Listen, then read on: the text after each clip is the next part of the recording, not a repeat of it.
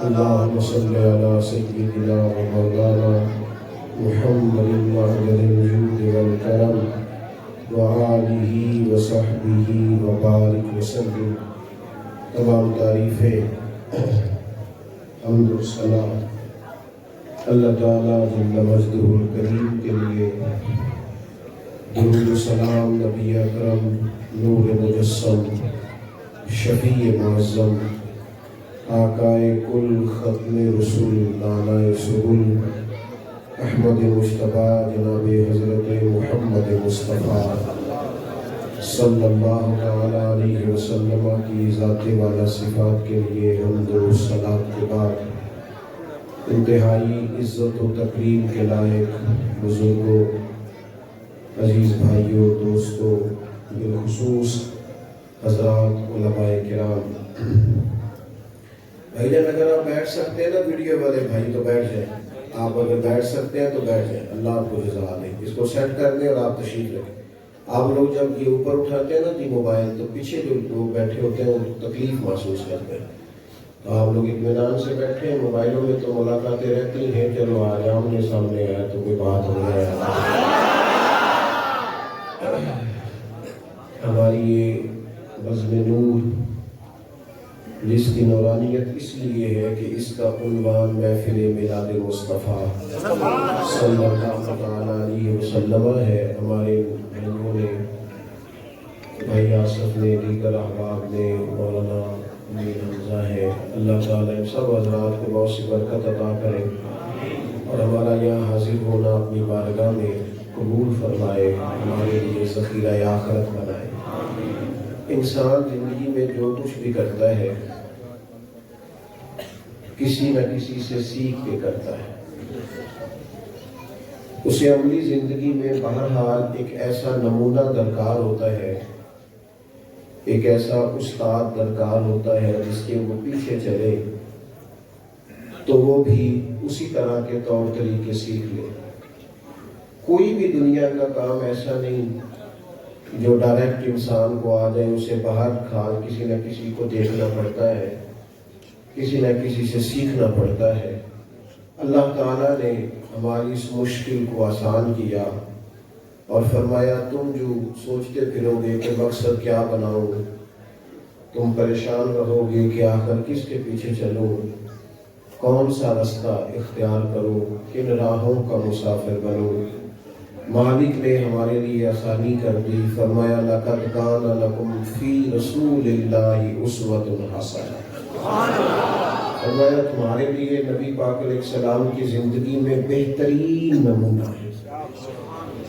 غیر مشروط جو اطاعت اور فرما برداری ہے، غیر مشروط وہ صرف نبی پاک کی ہے۔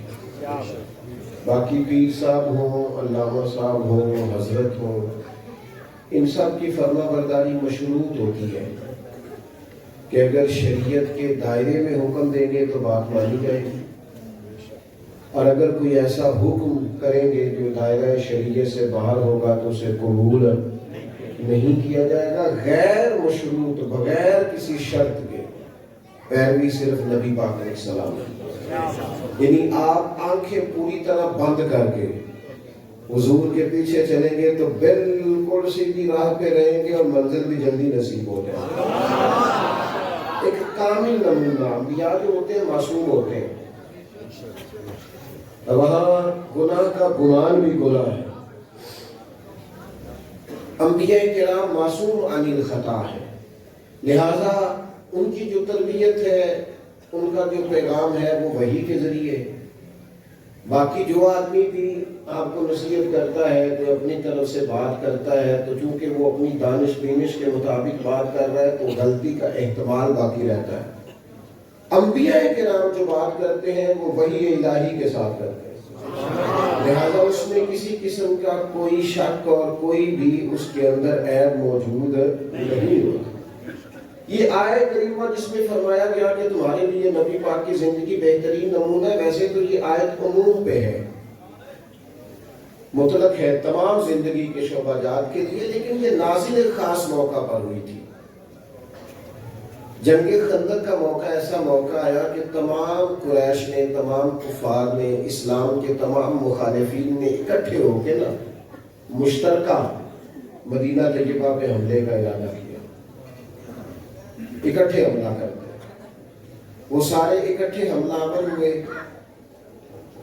اور معروضی حالات یہ تھے کہ ٹھنڈ بڑی سخت تھی، قحط کا زمانہ تھا، صحابہ نے پیٹ پہ پتھر باندھے ہوئے تھے، مشکل ترین معاشی حالات ارد گرد علاقوں میں چل رہے تھے۔ اس ماحول میں اتنا بڑا لشکر مدینہ طیبہ میں حملہ آور ہے۔ حضور نے صحابہ سے مشورہ کیا۔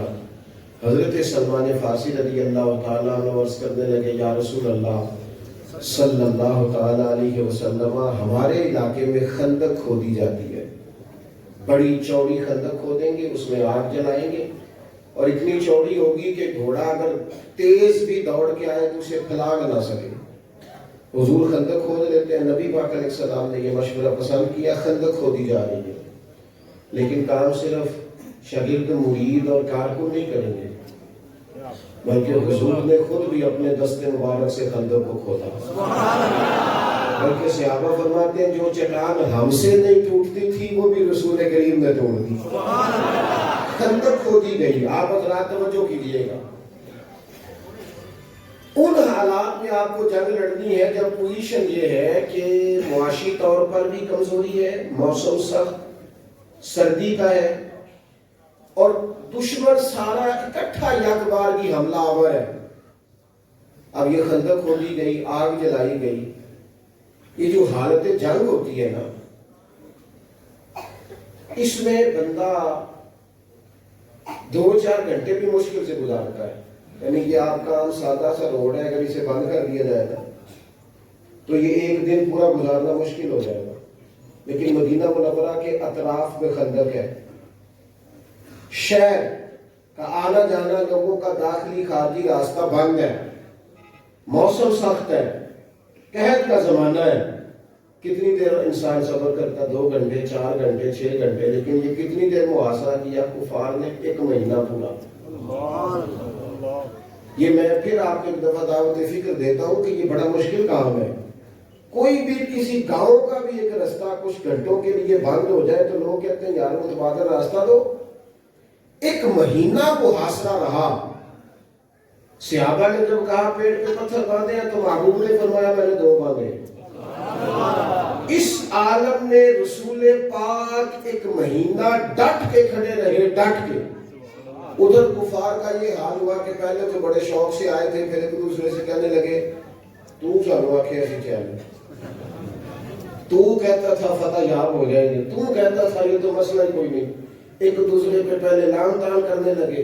اللہ نے ٹھنڈی ہوائیں اور چلا دی، کیمرے پہ رکھڑے، خائب و خاسر ہو کے جب وہ بھاگ گئے نا، او میرے دوستوں جو چھوٹی چھوٹی بات پہ پریشان ہو جاتے ہو، جو تھوڑی سی مشکل آئے تو ٹینشن اور ڈپریشن میں چلے جاتے ہو، او مسلمانوں جنہیں تھوڑی دیر بھی کہیں کھڑا رہنا پڑے تو آزمائش میں آ جاتے ہو، سنو اس مقام پر اللہ کریم نے فرمایا مسلمانوں سے، فرمایا یہ دیکھو حالات دیکھو اور میرے رسول کا ڈٹ کے کھڑا ہونا دیکھو، دیکھو کیفیت کیا ہے۔ فرمایا لَقَدْ كَانَ لَكُمْ فِي رَسُولِ اللَّهِ أُسْوَةٌ حَسَنَةٌ، تمہارے لیے میرے نبی کی زندگی بہترین نمونہ ہے۔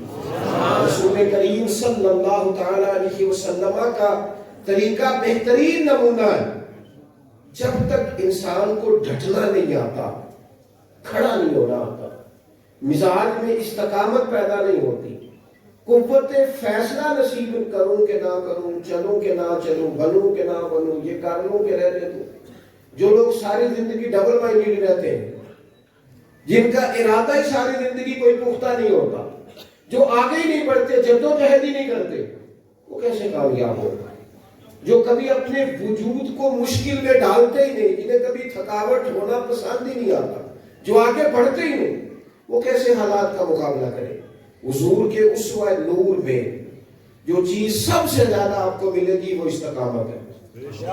مشکلات بھی بڑی ہیں، حالات بھی بڑے کٹھن ہیں، پر حضرت حارث بن عبداللہ کہتے ہیں حضور مدینہ طیبہ آئے، میری پہلے دن ملاقات ہوئی تو حضور مسکرا رہے ہیں، اس دوران بڑے حالات کٹھن ہوئے، بدر، احد، خندق، اس دوران تبوک، اس دوران بڑی آزمائشیں، حضرت امیر حمزہ کی شہادت، حضرت جعفر طیار کی شہادت، بڑے آزمائش اور بڑے تکلیف دے مراحل سے گزرنا پڑا۔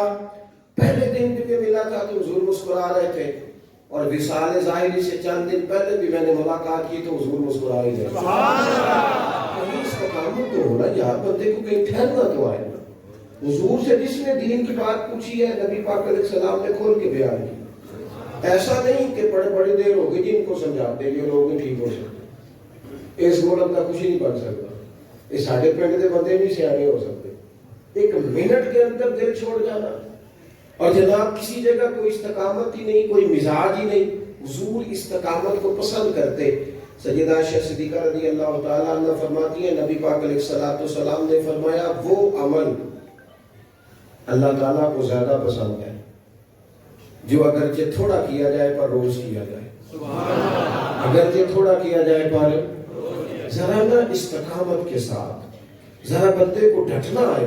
ضروری نہیں دل ہر وقت ایک طرح کے گئے، کوئی ضروری نہیں ذہن ہر وقت ایک طرح کا ہے، موسم بھی ایک طرح کا رہتا، حالات بھی ایک طرح کے رہتے، لوگوں کے رویے ایک طرح کے۔ آپ کی نئی دوستی ہوتی ہے تو حالات اور ہوتے ہیں، تو 6 مہینے کے بعد حالات اور 6 سال کے بعد اور ہوتے ہیں، اور جب وقت بیت جائے تو پھر معاملات۔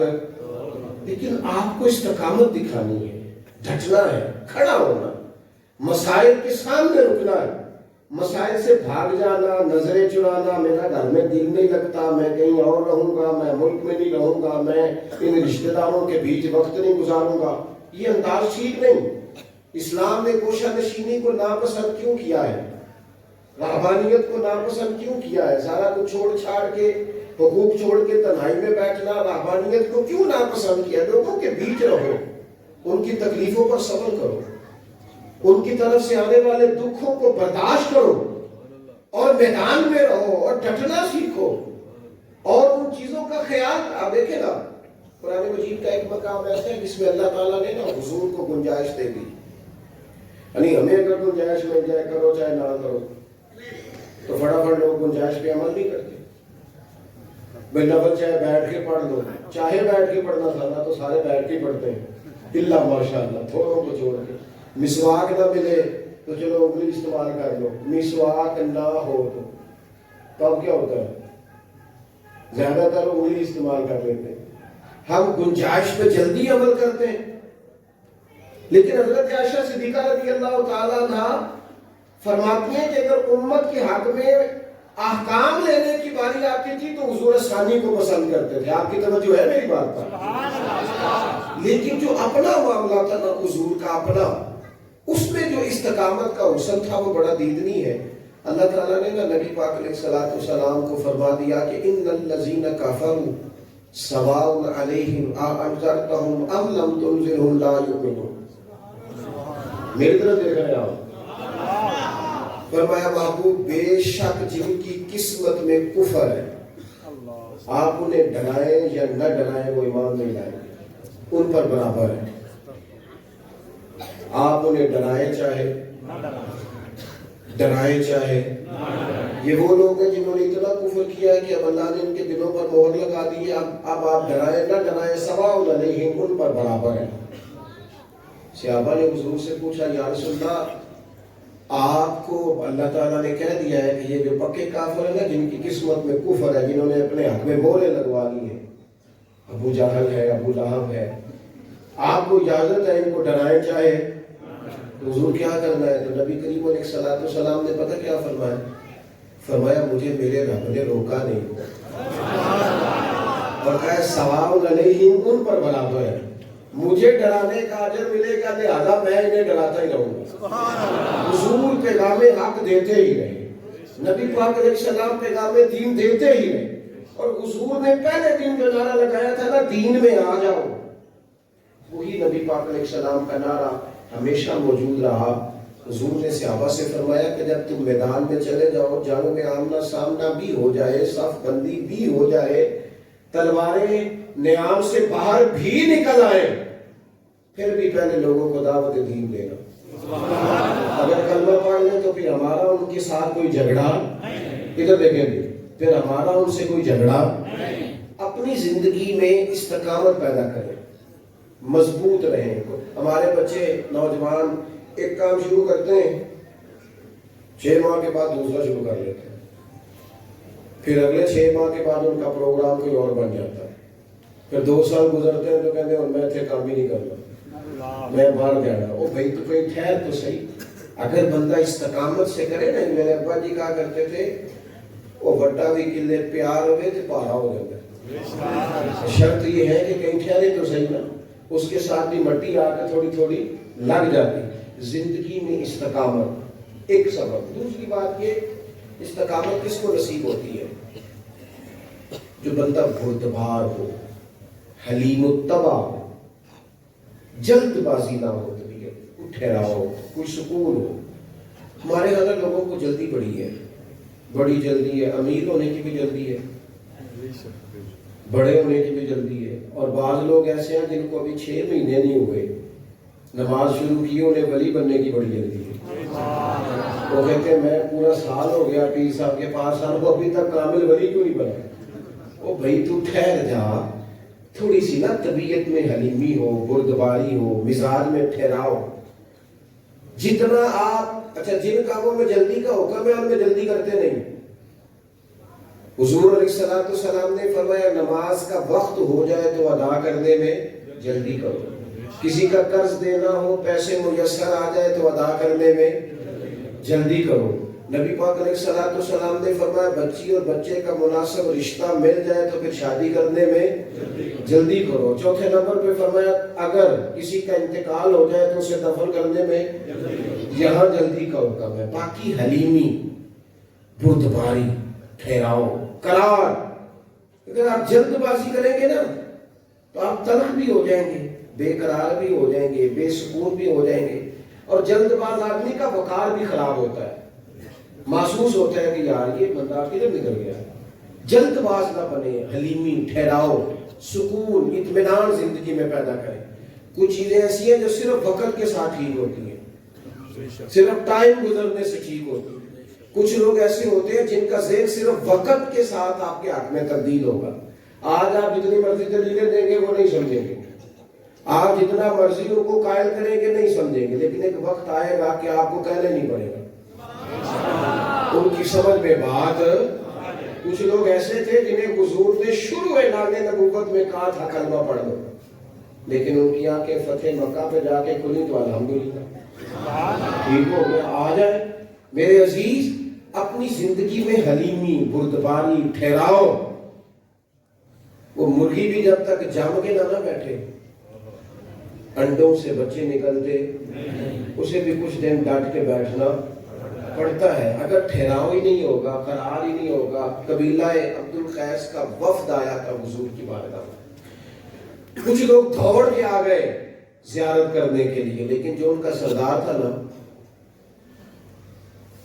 उसने सुकून से पहले अपना ऊंट बांधा, फिर इत्मीनान से वो आया, कपड़े तब्दील किए, वुजू किया, नबी पाक की बारगाह में हाजिरी दी। तो सियासता में मौजूद है। हुजूर फरमाने लगे तेरी ये 2 आदतें मुझे बड़ी भली लगी हैं, एक तेरे मिजाज में जो इत्मीनान है और दूसरी जो हलीमी और बुर्दबारी है। ये जो ठहराव है, तबीयत का सुकून है। ये जो मैं ना एयरपोर्ट पे था, लाइन लगी हुई थी लोगों की, वापिस आया था मैं, तो मुझे देख के ना वो जो इमिग्रेशन के लोग होते हैं एयरपोर्ट पे, वो मुझे कहने लगे पीर साहब तुझे क्या आ जाओ। अब जाहिर है चले दीन की बरकत है, कुछ लोग जानते हैं आप आगे आ जाए। मैंने उनसे कहा आपका शुक्रिया, लेकिन मैं जहाँ खड़ा हूँ ठीक हूँ और मैं हूँ बिल्कुल ठीक, मुझे जल्दी भी कोई नहीं, कोई जल्दी नहीं किसी किस्म की। वो फिर कहने लगा आप आगे आ जाए। मैंने कहा नहीं आता, मैं इधर ठीक हूँ, बिल्कुल इत्मीनान में हूँ, ठीक हूँ। 10-15 लोग थे, मेरी बारी आ गई, मैंने उसका शुक्रिया अदा किया। और साथ मैंने उसे पता क्या कहा, जो लोग उतर के आए थे वो सारे इकट्ठे थे। मैं आगे आ जाता तो उन्होंने कहना था देखो जी मौलवी खुद मुसावात का दर्ज देते हैं, لائن کراس کر کے چلیں گے. اور دوسری بات یہ ہے کہ میں اگر آپ سے مور جلدی بھی لگوا لیتا تو پتہ نہیں وہاں سامان والے چیز پہ کتنی دیر کھڑا رہتا. فائدہ کیا ہے ان جلد بازیوں کا؟ اس میں مثلا کیا ہو جائے؟ اس بھاگ دوڑ کا کیا نتیجہ ہے؟ جب آپ بردبار ہوتے ہیں. ہمارے یہاں کا بڑا مسئلہ ہے، گھروں میں بھی باہر بھی سب کو. بچیاں ان کی شادی ہو کے آتے ہی وہ چاہتی ہیں کہ میرا فٹافٹ قبضہ ہو جائے گھر میں. ہر چیز جو ہے نا وہ بالکل میری مرضی کے مطابق ہو. اور گھر میں سے بھی کچھ لوگ ایسے ہوتے ہیں بڑے بزرگ جو چاہتے ہیں اس بچی پر ہمارا قبضہ ہو جائے، ہمارا حکم چلے. اس جنگ کے اندر کئی دفعہ رشتے تو ہار جاتے ہیں لیکن کسی کا کوئی فائدہ نہیں. اگر وقت گزارا جائے تو ایک ٹائم آتا ہے جب اللہ تعالیٰ ہر شخص کو اس کا نصیب اس کے دروازے پر عطا کر دیتا ہے. حلیمی، ٹھہراؤ، حوصلہ. یعنی آپ کسی دشمن سے تابڑ تو گفتگو بھی کریں گے نا تو کئی دفعہ وہ تو جس طرح کا ہوگا آپ کا بھی وقار خراب ہو جائے. کچھ لوگوں کو میرا سلوٹ کر دینا چاہیے، کہنے چاہیے یار جس نہج پہ تو اتر کے بات کر رہا ہے. یعنی کچھ بندے بدتمیز ہیں تو آپ اگر ان کو جواب دیں گے تو پھر آپ کو بھی اس لیول پہ اترنا پڑے گا. لہٰذا ایسے لوگوں کا جواب یہ ہوتا ہے کہ یار تیری حیثیت نہیں ہے، ہمارا سٹیٹس نہیں ہے تیرے جیسے آدمی سے بات کرے، تیرا وہ لہجہ نہیں ہے. وَإِذَا خَاطَبَهُمُ الْجَاهِلُونَ قَالُوا سَلَامًا. جب جاہلوں کے ساتھ مقابلہ ہو تو انہیں سلوٹ کیا جاتا ہے. ہم یہ کرتے ہیں کہ ہمارے شخص کی سطح پر اتر کر اس سے کلام کرتے ہیں. میرے عزیز بھائیو، آپ اتنی بڑی تعداد میں ہیں، آج اپنے دل کے اندر یہ تہیہ کر کے جانا کہ ہم نے بردباری. حضرت بلال حبشی رضی اللہ تعالیٰ عنہ کی ذمہ تھا نبی پاک علیہ السلام کے مہمانوں کی دیکھ بھال. اور یہ دیکھیں کتنی بڑی سعادت ہے، حضور نے سارے معاملات کی کنجیاں سیدنا بلال حبشی کو عطا فرمائی. حضرت بلال کو پتا تھا پیسہ کہاں سے آنا ہے، کہاں لگانا ہے، کیا کرنا ہے. مہمان آتے تھے تو آپ کو پتا ہے حضور کا فقر مبارک اختیاری ہے، پسند ہے نبی پاک. ایک یہودی تھا، بلکہ یہودیوں کا عالم تھا. اس نے ایک دن حضرت بلال حبشی سے کہا کہ مجھے پتہ چلا ہے کہ آپ حضور کے مہمانوں کے لیے سارے بندوبست کرتے ہیں اور بعض اوقات آپ قرض بھی لیتے ہیں، تو میرے پاس کچھ اضافی پیسے پڑے ہوتے ہیں، مجھ سے قرضہ لے لینا. حضرت بلال نے کہا ٹھیک ہے، قرضہ اس سے لے لیا. ایک مقررہ میعاد، ایک وعدہ اس کے ساتھ طے ہو گیا. سیدنا بلال حبشی رضی اللہ تعالیٰ نے وہ پیسے لا کے مہمانوں پر خرچ کر دیے. ابھی اس وعدے میں نا پیسے لوٹانے میں کچھ دن باقی تھے. نبی کریم علیہ السلام، سیدنا فاروق اعظم، چند اور صحابہ مدینہ منورہ کے ایک چوک میں موجود تھے تو وہ یہودی مطالبہ کرنے آ گیا. آپ کو میری پوری بات کی سمجھ آ رہی ہے؟ یعنی ابھی جو معاہدہ ہے، جو طے شدہ تاریخ ہے، اس میں دن باقی ہیں. اس نے آگے کہا میرے پیسے دیں. تو نبی پاک علیہ السلام نے فرمایا ابھی تو وعدے میں وقت باقی ہے. اس نے معاذ اللہ سخت باتیں کرنی شروع کر دی، سخت.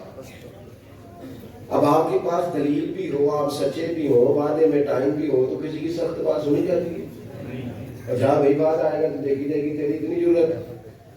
اب جب اس نے سخت بات کی تو سیدنا عمر فاروق نے تلوار پہ ہاتھ رکھا.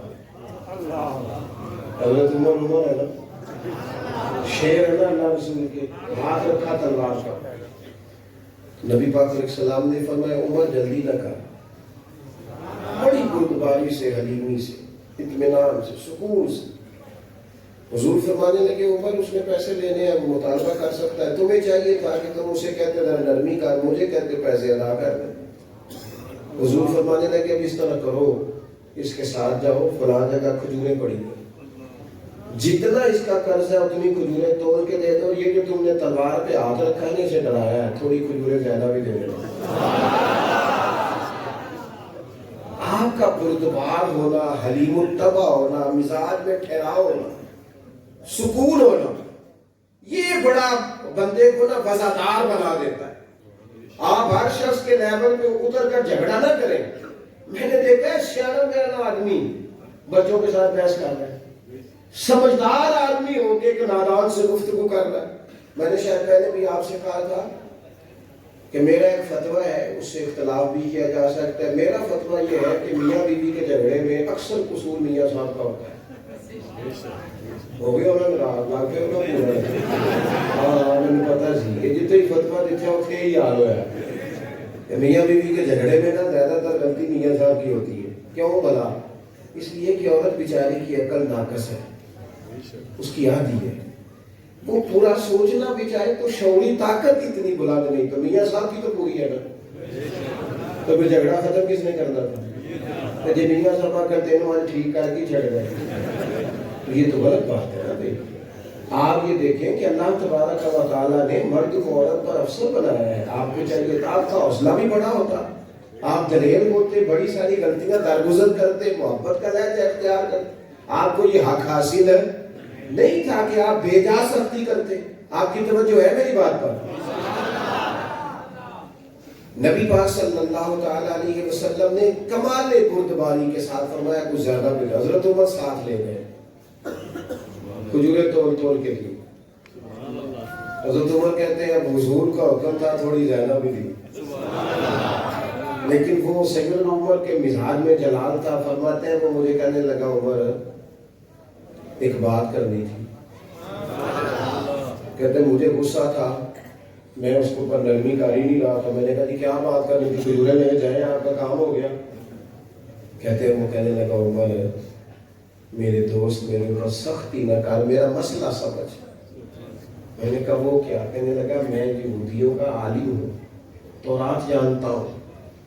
میں نے نا تورات میں آخری نبی اللہ کے محبوب علیہ السلام کی جتنی شانیں پڑھی تھی نا وہ ساری رسول پاک میں ہوتی۔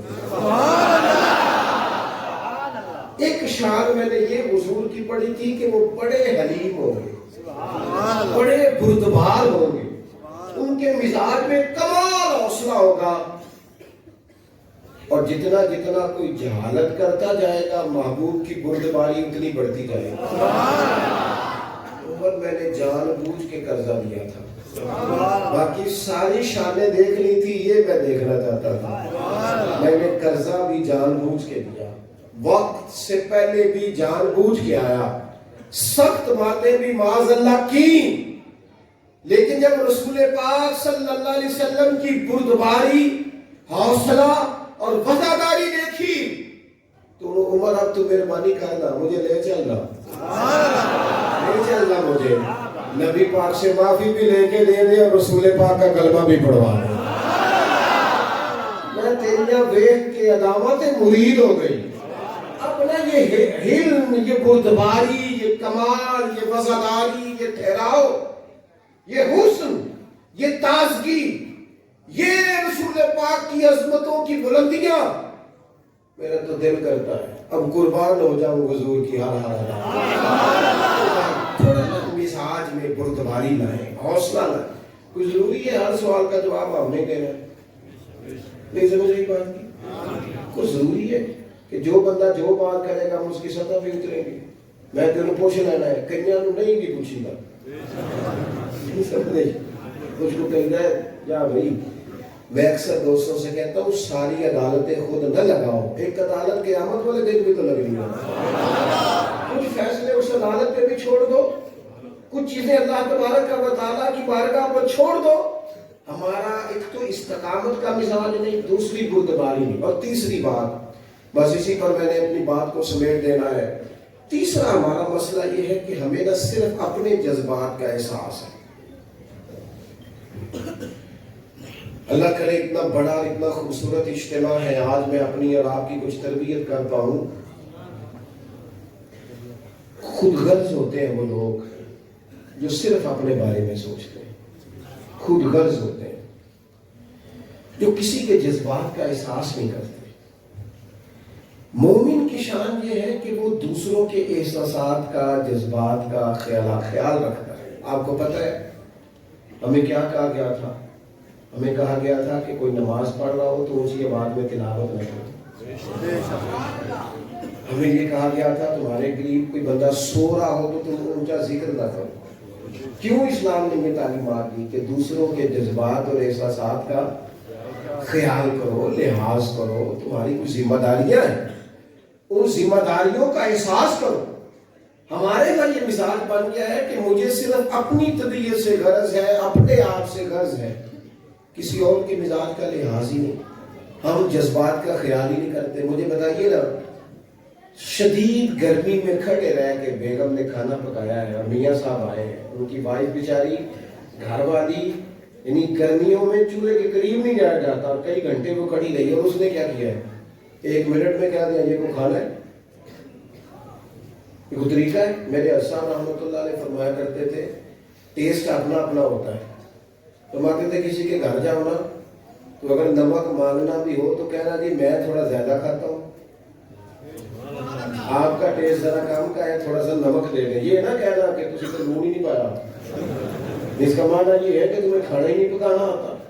کچھ لوگ 1 منٹ سے پہلے سوال جواب شروع کر دیتے ہیں، کہیں گئے ہیں اور جا کے جناب انہوں نے، آپ کیا بات کریں، دوسروں کے جذبات کا خیال کریں، بیچاروں نے کتنی دھوپ میں، کتنی مشکل میں، کس آزمائش کے اندر کھانا پکایا، اور لوگوں نے جناب 1 منٹ لگایا تنقید کرنے میں، میاں صاحب نے، سسر صاحب نے، فلاں صاحب نے۔ تھوڑا سا چیزوں کو دیکھیں، کنٹرول کریں۔ پھر اسی طرح کا معاملہ ماں باپ کا ہے۔ چلے کسی وقت بیٹے نے لڑائی شدید ہو رہی تھی تو کہا تھا اماں جی سے، شدید لڑائی میں کہہ دیا اماں جی تسی بھی تو سیانے ہو جاؤ نا، تسی بھی تو نہیں نہ گل سنو۔ لیکن ماں تھی، ماں ساری رات سو نہیں سکی، اس نے کہا پتر میں تو تیری خاطر زندگی ساری گزار دی اور تو نے 1 منٹ میں کہہ دیا میں سیائی نہیں، 1 سیکنڈ میں تو نے ہر چیز تباہ کر دی۔ ایک دن صرف کہا تھا ابا جی سے ہم نے، ابا جی اب دور بدل گیا ہے۔ ابا جی کہنے لگے ہوئے ہوئے میں نے تو چڑھتی جوانی میں نئے جوڑے پہننے چھوڑ دیے تھے کہ میرا پتر پہن لے، اور یاد مجھے کہتا ہے کہ دور بدل گیا ہے۔ 1 منٹ میں ہم نے جذبات کا، بزرگوں کے جذبات اور احساسات کا خاص خیال رکھنا۔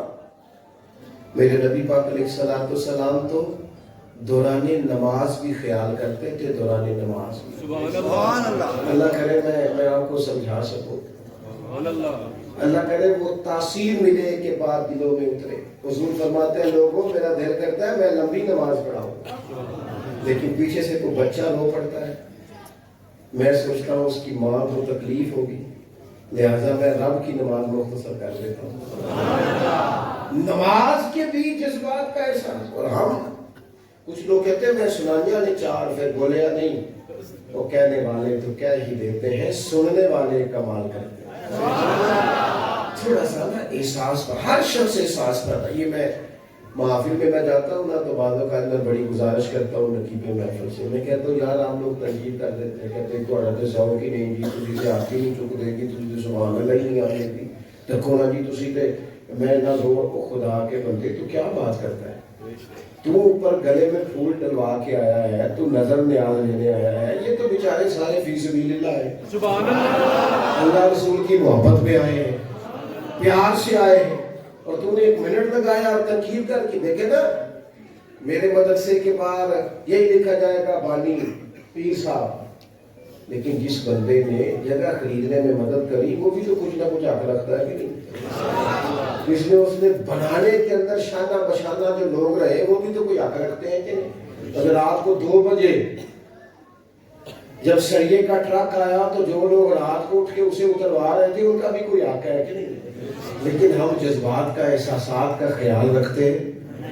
یہ محفل پاک ہو رہی ہے تو میری تو مووی بھی بن رہی ہے، تصویریں بھی اتر رہی ہیں، سارے لوگ مجھے دیکھ بھی رہے ہیں، پر اس محفل میں سب سے زیادہ خوبصورت وہ شخص ہے جس نے محفل سے پہلے دریا بچھائی ہے، جس نے جھاڑو لگایا ہے، جس نے اشتہار لگایا ہے، جس نے محنت کی ہے، جو پہلے دن سے کوشش کر رہے ہیں، جو 1 دفعہ نہیں درجنوں بار میرے پاس گئے ہیں، جناب آ جائے، جناب آ جائے، جناب آ جائے، اتنی کوشش کی ہے۔ ان لوگوں کو کتنی کو زیادہ خواہشات ہوگی، رب کتنا کو راضی ہوگا ایسے لوگوں۔ دوسروں کے جذبات کا، احساسات کا پروٹوکول بیماری ہے۔ میں تو دوستوں سے اکثر منع کرتا ہوں، باز نہیں آتے، میں کہا کرتا ہوں یہ پھول رہنے دیا کریں، آپ بچوں کو گاڑیوں کے پیچھے بھگاتے ہیں، پیروں اور وزیروں میں کوئی تو فرق ہونا چاہیے۔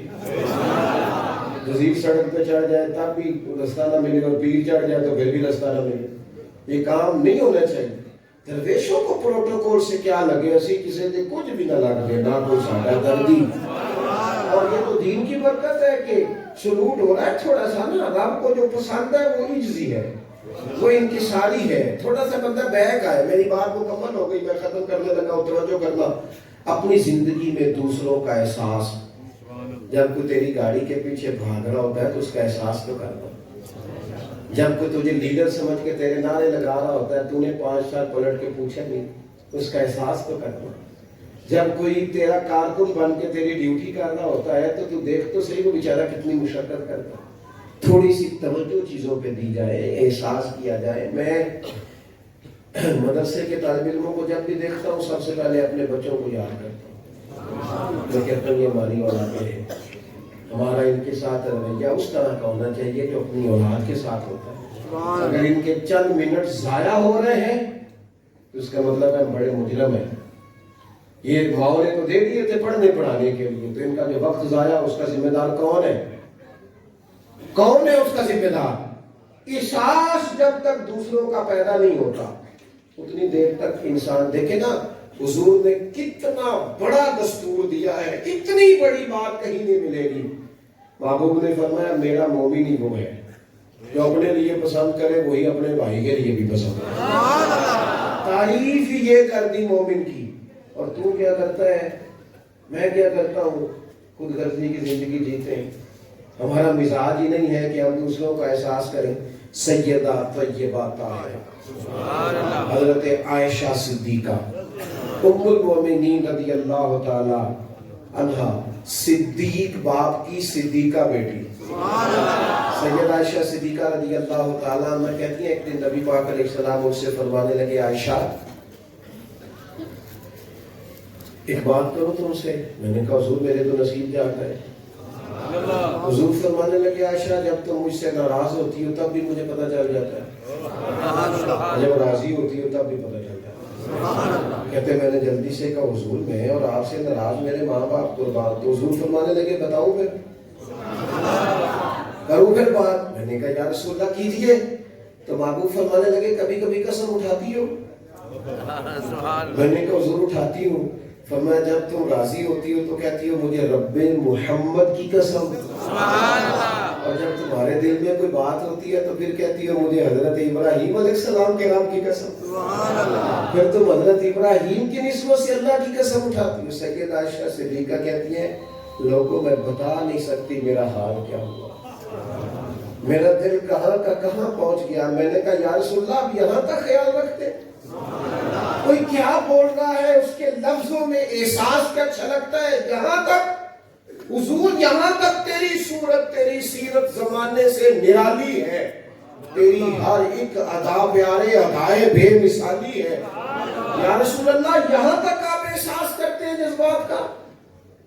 پھر حضرت عائشہ عرض کرنے لگی حضور میں قربان جاؤں میرے لبوں سے نام ہی جاتا ہے پر میرے دل میں آپ ہر وقت ہی موجود رہتے.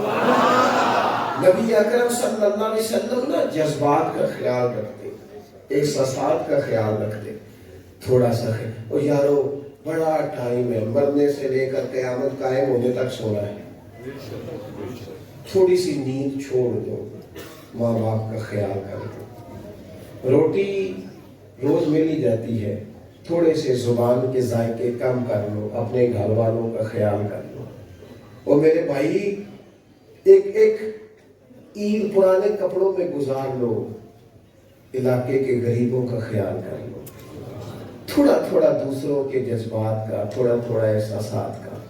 کبھی پلٹ کر دیکھا کرنا کہ جس نے ایک پاؤ گھی پکڑا ہے اور تیرے سامنے وہ دکان سے نکلا ہے اور تو جانتا ہے اس کے 6 بچے ہیں.